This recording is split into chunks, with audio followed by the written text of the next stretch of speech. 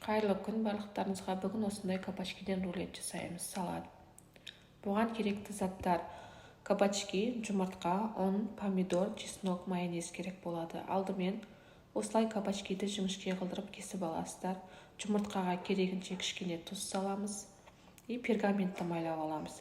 Пергаментті майлауды ұмытпаңыздар. Пергаментті майламасаңыздар жасаған кабачкиіміз жабысып қалады.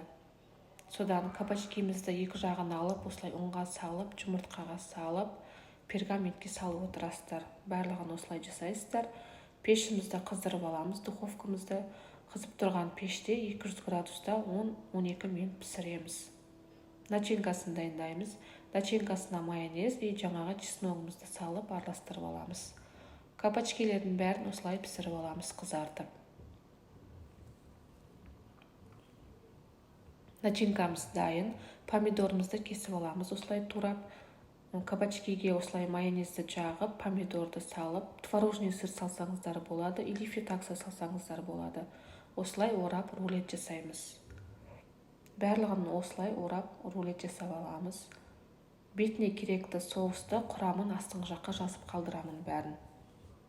Осылай барлығын орап аласыздар. Рулетіміз дайын. Ас болсын.